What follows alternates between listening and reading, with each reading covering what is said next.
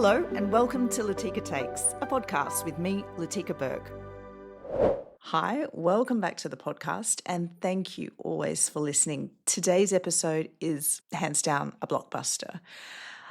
It is a guy that I met just while I was returning home from a visit to Chernobyl, actually, in Ukraine, and sitting in Kyiv with a bunch of UK and Australians who have been in Ukraine on a delegation for UK Friends of Ukraine.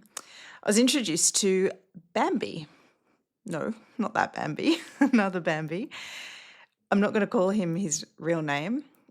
He is a 20-year-old American who came to Ukraine to fight for the Ukrainians, 20 years old.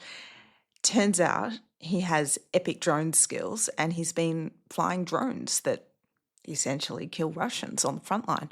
So he's serving in the Donbas, as you'll hear in this interview, and in a very, very, very sensitive area where the Russians have essentially all but taken over the town of Pokrovsk.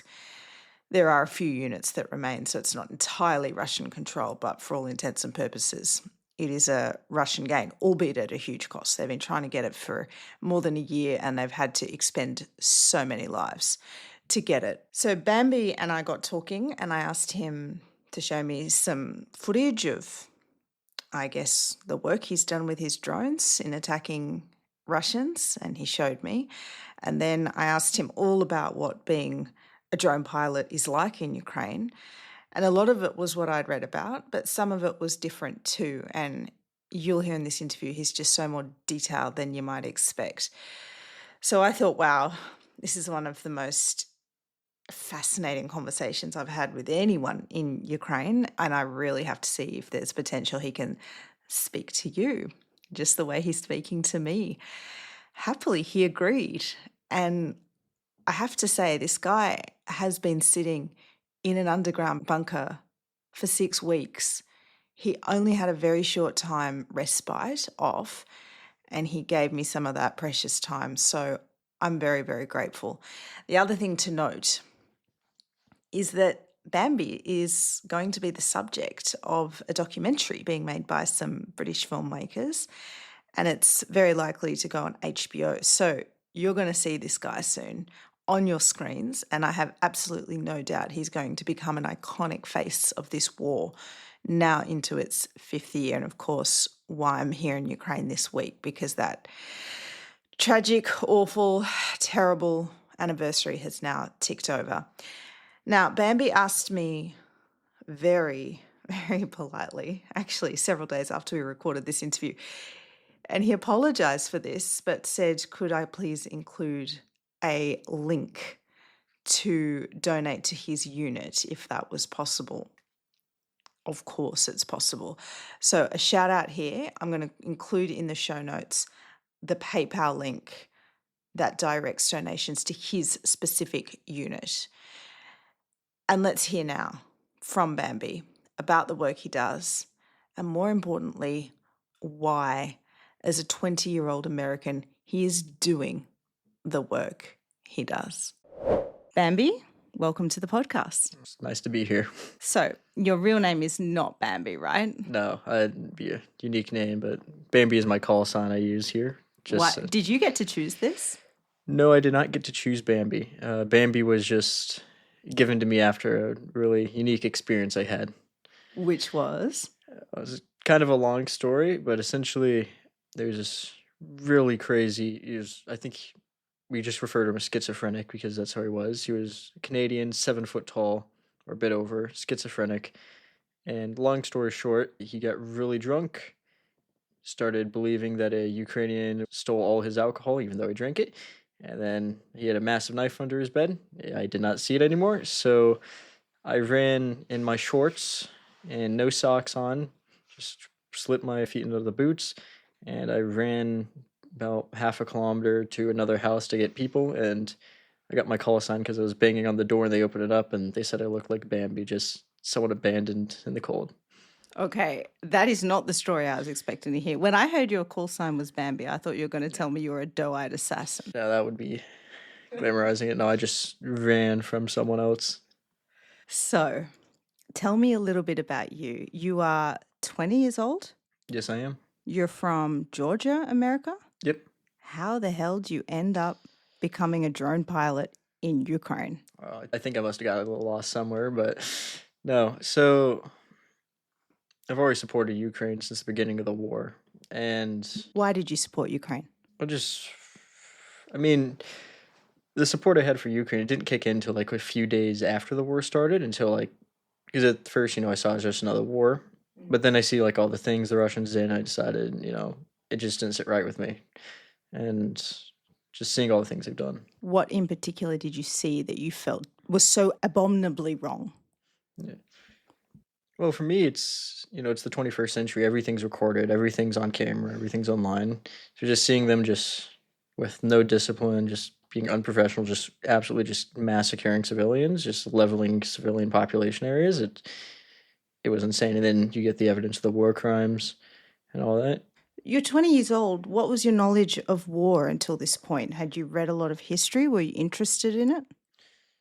I mean, my father was a soldier, and he told me some stories, but really, I mean, until this war happened, until you see videos of it, you really don't have any idea of what war actually is. How were you seeing the videos? Where did you see them? At the beginning of the war, they're everywhere online. You would, especially like the first week or so, you would open any social media platform, and I remember just seeing videos of just convoys of Russians just destroyed and corpses and bodies just burnt out and vehicles just burning. It was an insane few weeks for the internet. So we're sitting here on year 4 of that invasion, going into the 5th year of the war. Tell me, at what point do you go from opening up your phone to seeing war crimes and horrors to sitting in a hole in the ground in eastern Ukraine? Well, the way it went is I supported Ukraine, and I guess for a lot of foreigner volunteers I've met, it kind of one day for some reason, one way or another, it clicks in you that you can actually do something that you can help out. And I was in university at the time, and it clicked in me that I'd seen some other volunteers on the internet, and it clicked in me like these people are just like me, and they've gone over and helped, although they were doing more humanitarian things at the time. Yeah, there's a big difference, Bambi, between volunteering, which I've done a little of. That is, no way would I equate that to what you're doing, which is becoming a fighter. What point do you decide you could kill somebody and for another country? Well, for me, I actually never really thought about the civilian volunteer side. I originally came to volunteer in a drone lab for a bit, and that's what my original goal was. And was this in America? Yeah, this is when I decided that I was in America and I decided I wanted to come to Ukraine and volunteer in a drone lab here. And how did that bit come about? Were they recruiting you? What was that process? Don't remember exactly. It happened like around the time it clicked in my head that I could help.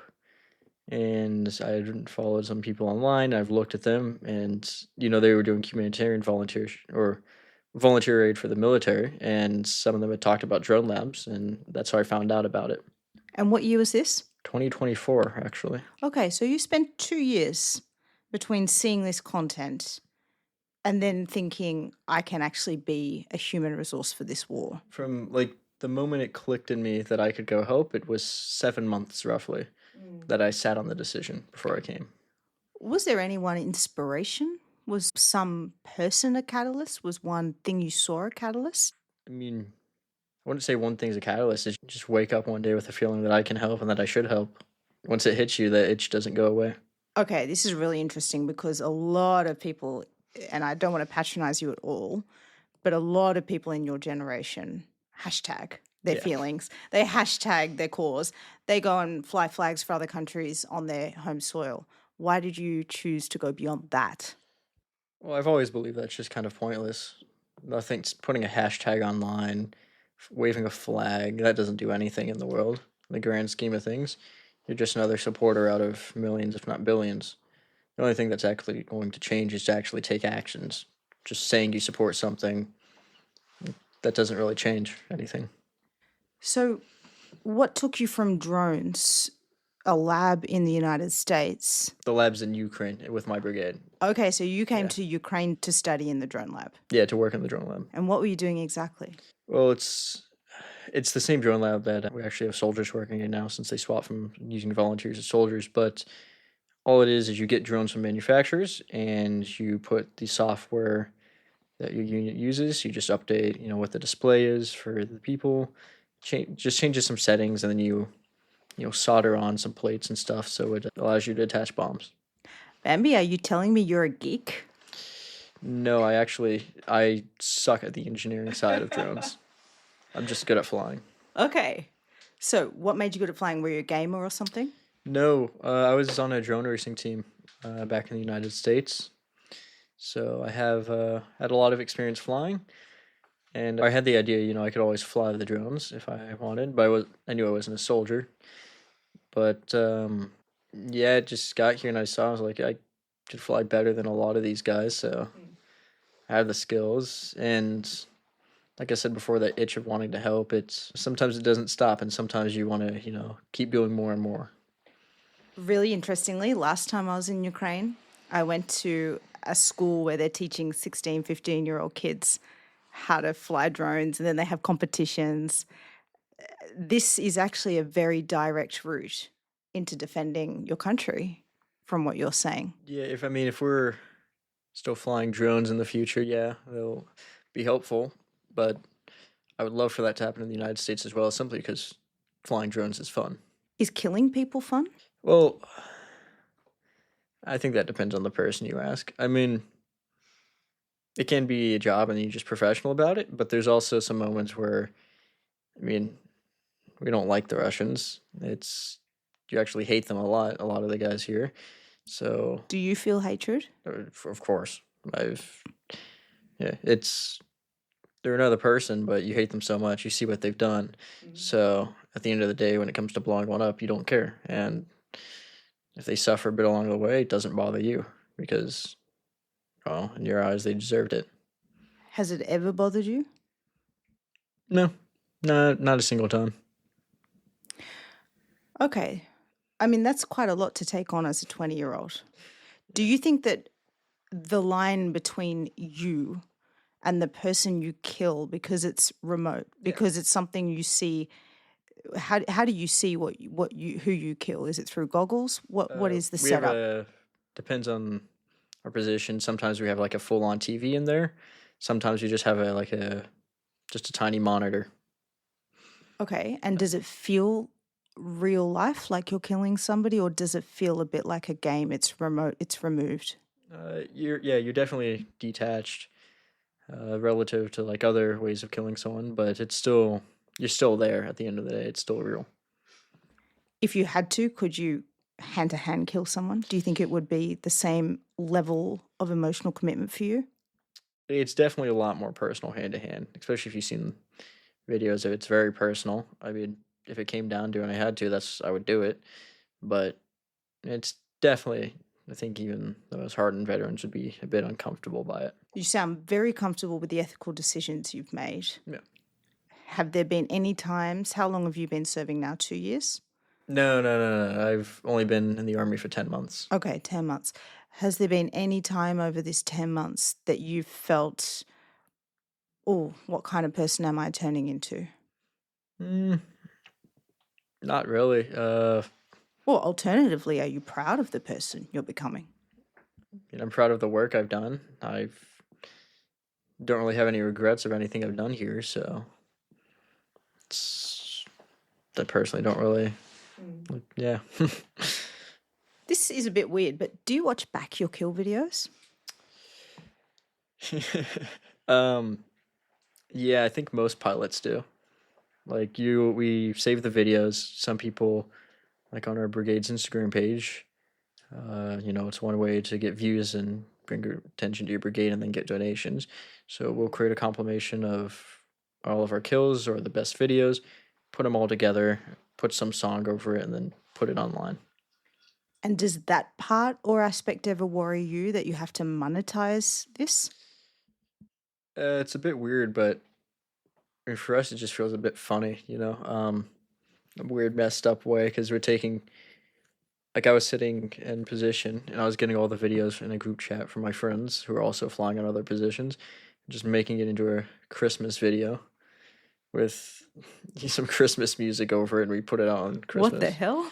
Yeah, when you say it out loud, it's like messed up, but it's to us, it's just work. It's just, and putting it online doesn't change what we've done. So Mm. How does your family feel about what you're doing? They support you? they support me. They accept, what I've done and all that. Definitely, they definitely would like if I came back to the U.S., but they all know that's not going to happen.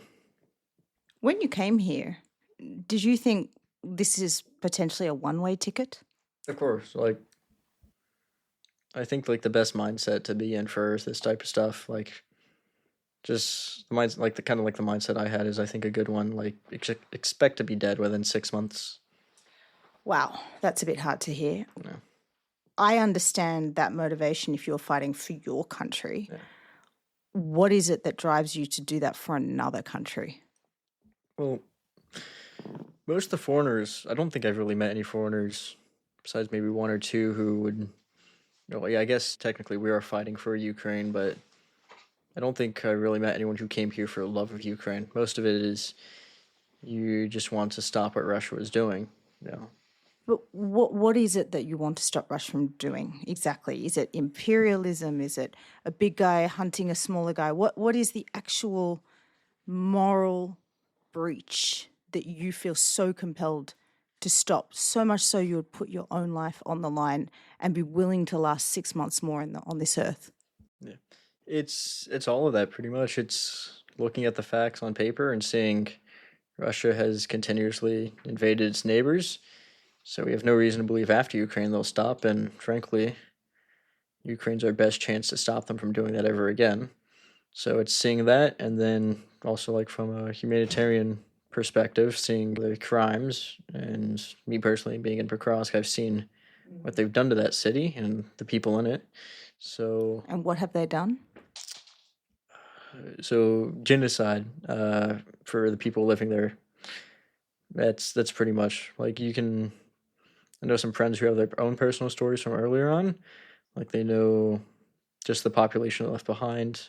For instance, story I was told the other day is there was a grandma and grandpa that stayed behind. What happened was Russians, when they finally took it over, they killed the grandpa, raped the grandma, and then she was killed after that. But my personal experience, like I've seen, there was this. I later found out she was a history teacher. She spoke English. I knew her because I was at a resupply point. That's where I met her in Pokrovsk. And I woke up one morning and I just saw the Russians just decided to kill her with a drone and post it online. So you see stuff like this, and walking into Pokrovsk, you walk past dead civilians. It gives us more reason to fight, just seeing all the stuff they've done, and because they won't stop doing it. What do you want to happen to Russians who are fighting and Russia as a country? Well, for the Russians that are fighting, I mean, what I want done is the stuff I'm doing to them, just kind of for them to all die. I think that'd make the world a much better place. For Russia as a country, I'd really wish that at the end of this war they suffer enough so they stay inside their borders and don't leave for at least 100 years would be nice, but probably not going to be that long. So tell me about what it's like to be a drone pilot. Where are you stationed? How long are you deployed? What's day-to-day life like? So as a drone pilot, I'm deployed at Pokrovsk, one of the heaviest places of fighting right now. Day-to-day life is, first of all, you have to infield a position, walk however much distance that is, and then once you get in position, you're just living in a hole underground. And do you dig that hole or someone's dug it for you already? For me personally, I've never had to dig my own position. If you have to, then something's definitely gone wrong. Typically, it's because of how guys are pulling back. Maybe some artillery guys used it before you, so your position should already be dug, and you just find one and go into it. And what kind of space are we talking? How many meters by how many meters? My last position was maybe 3.5 meters by 2 meters. Whoa. And we had bunk beds Wow. on the side, so it took a bit more space. Yeah, it was very tiny. I mean, that is Yeah. literally a hole. Yeah. Okay, how many meters deep is this? It's typically at least a meter of dirt on top. And then it depends. I've seen one that are a bit further on the ground. Like I've seen ones that are like have 2 meters of dirt on top, and I've seen like actually like they go down to get into the blindage, and there's like 2 meters of dirt on top. I've seen some where it's just they dug the hole, they put the wood on top, and they kind of made a mound of dirt under it or over it. Cold, hot? What are the conditions inside? It just depends on the season. It's going to get much hotter, especially in the summer. That's gonna suck. I think we're all gonna be sweating up a storm. For the winter, it's quite cold, but the best thing about the cold is you can use a heater to warm up the place, or like in my blindage, we didn't have one, so we just had body heat, and that surprisingly warmed up the place enough. When you say heater, is there electricity down there? So because we fly drones and we use electronics, we need electricity, so we have generators and power banks. But we wouldn't use that for a heater as it's way too much electricity. So we have like propane heaters. Some positions have diesel heaters. You're talking about a we. Are you down there with fellow drone pilots? So there's 4 jobs on the drone team. It'll be pilots, navigator, your engineer, and your repeater pilot. So you have 4 people there. In these tiny holes, 3 by 2, there's 4 of you. Yeah, but as long as I stay in my bed and never leave it and just kind of lay on my side all day, it's enough space for everyone else to live. So Wait, so you're piloting drones lying in bed? well, I had a chair that I would pilot drones from, and then we needed more space to put drones, so I lost my chair privilege. And since there's no place for me to stand up or sit down, I would lay sideways on my bed in a very uncomfortable position trying to fly. Dude, like you sound a bit like a hero. Do you think of yourself like this? Nah, I don't see any of us as heroes. We're just people doing good jobs. What goes wrong? Well, there's a lot of things that can go wrong. You can have a drone that's bad and blows someone up. You can have people step on a mine and blows them up. You can get hit by an FPV while you're in a vehicle and get blown up. Get hit by an FPV in the open. You get hit by artillery in the open. I mean, there's a lot of things that can go wrong. And have you suffered grief? Have you had close friends, people you've attached to die or wounded? Every method I named is from someone I know who has died from one of them. And how do you process this, or you're kind of banking it for another time?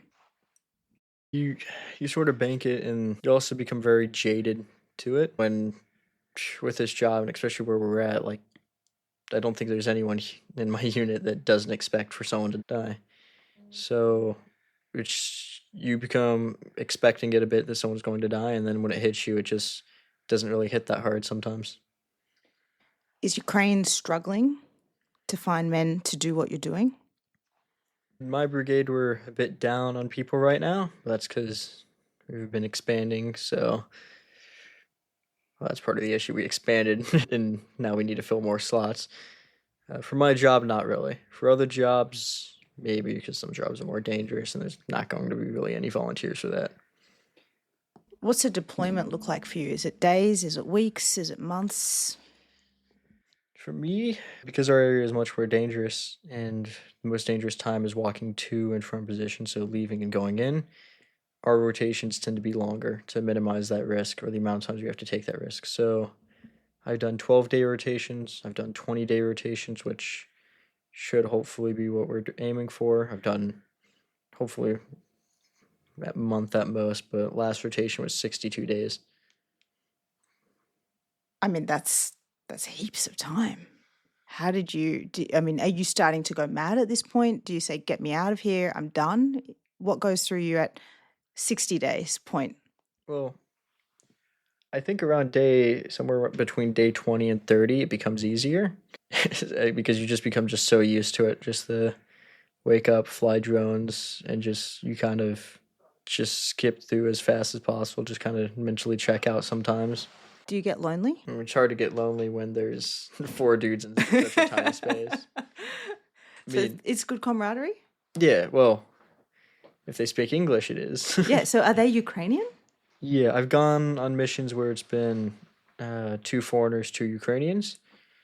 And I've also gone on one where I'm the only foreigner, and sometimes they don't speak the best English. So So what are you doing? I mean, how do you survive in a hole with people who you can't really communicate with very well? And your life depends on them. it's what I found out is if you spend that long in a tiny hole with someone, you can communicate even if you don't understand each other's language. You just sort of understand each other at some point.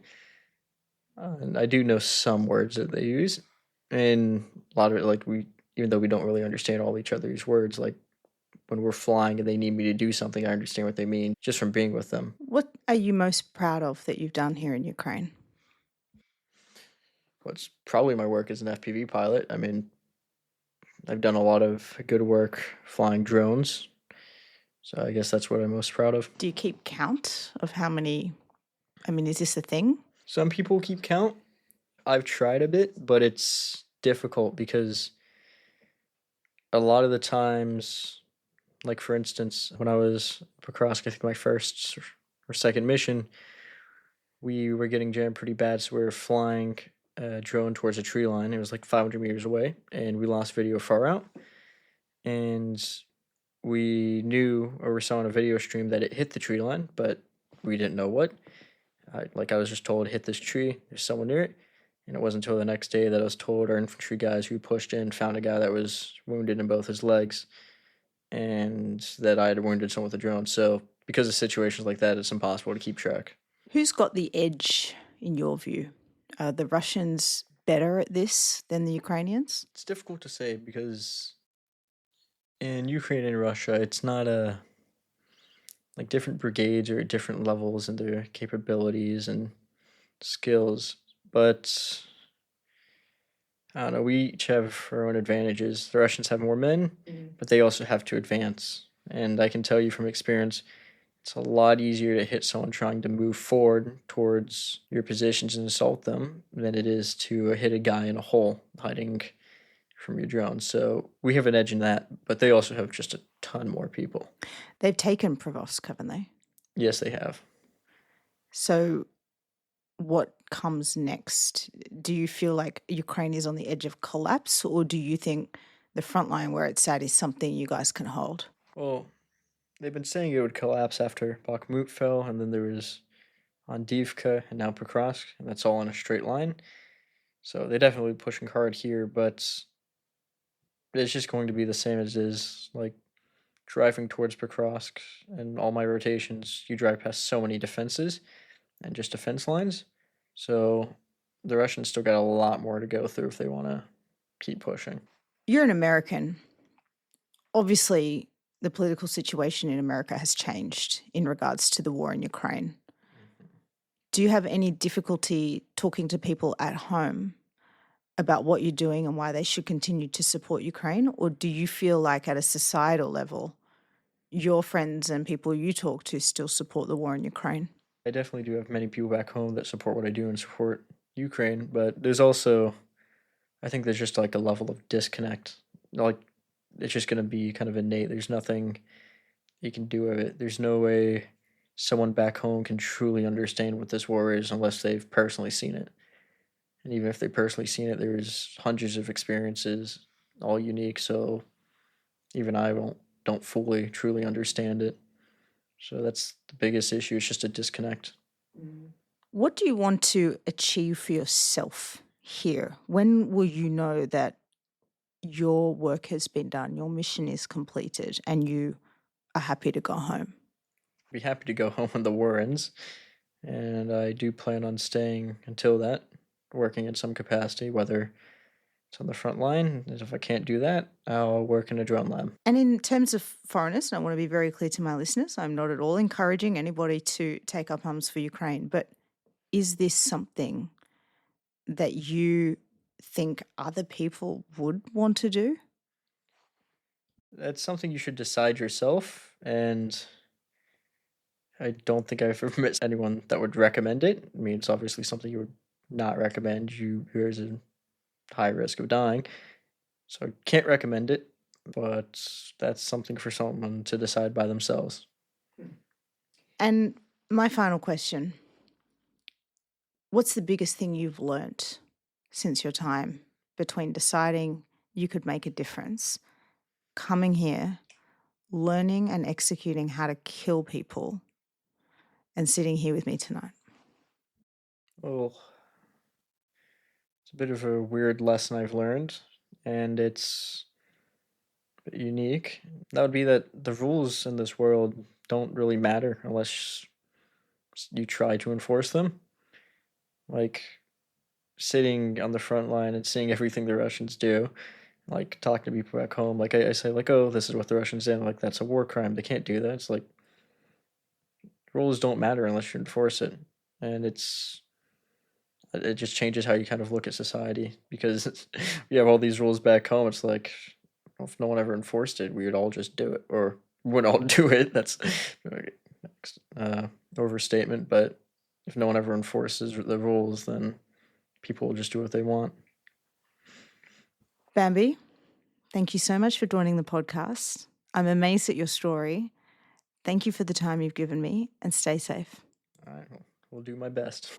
You've been listening to Latika Takes with me, Latika Burke. You can find my work at latikambirk.com and this podcast where you find all your podcasts. See you next time.